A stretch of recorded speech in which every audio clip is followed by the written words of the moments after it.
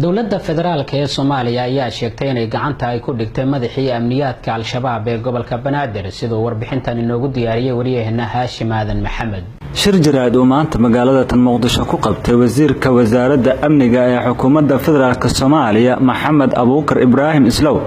ayaa sheegay in ciidamada ammaanka ee dowladda federaalka Soomaaliya ay soo qabteen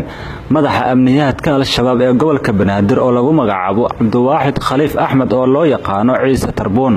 isla markaana u qaabilsanaa howlgallada iyo weerarada ay ka fuliyeen al-shabaab caasimadda dalka Soomaaliya ee Muqdisho. wasiirka wasaaradda amniga ee xukuumadda federaalka Soomaaliya ayaa ugu horeyntii u mahadceliyay ciidanka laamaha amniga oo maalmaha dambe ku raad joogay sarkaalkaas ka tirsan al-shabaab.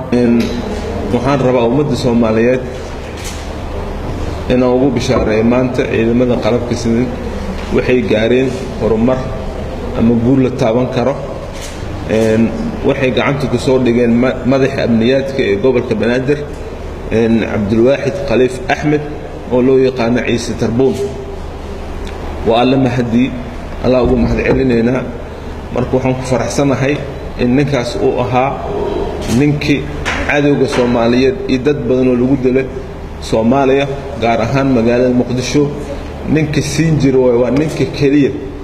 dhihi jiray qof hadii la dilay ama fasax ugu dambeeyay dhibi jiray marka waa ku faraxsanahay ciidamada waa ugu hambalyeena arintaas. dhanka kale wasiirka waxa uu ka hadlay xirnaanshaha wadooyinka qaar oo maalmaha dambe la soo dhigay dhagaxaan iyo carro sidoo kale wasiirka ayaa xirnaanshaha wadooyinkaasi ku tilmaamay xaalad amni isla markaana shacabka Soomaaliyeed ugu baaqay in ay u dulqaataan. waxaan rabaa sidoo kale in hoosta ka xariiqdaan dadka magaalada Muqdisho ku nool in howlgalladan ay bilowdeen muddo bil ka hor guulo badan la taaban karna aan gaarnay marka waxaan rabnaa maalmahan howlgallada aan ku jirno dartooda in magaalada jidad badan la xiray sababta loo xiray waa ogsoontihiin in qof badan muwaadin Soomaali ah oo asagoo danihiisa soo kacay ama sooman ama limiis soo shaqo tagay in la dilo marka dadku waxay sameeyeen laamiyada caadiga sooma maraan waxay ku dhuumaaleystaan jidcadayaasha laamiga ku soo dhaco marka sidaas darteeda waxaan ummadda Soomaaliyeed u sheegi lahay gaar ahaan dadka magaalada Muqdisho degan inay u dulqaataan inta howlgalkan lagu jiro waxaan ugu bishaareyn doonaa haddii Ilaahay yiraahdo muddo kooban inaan ku soo koobi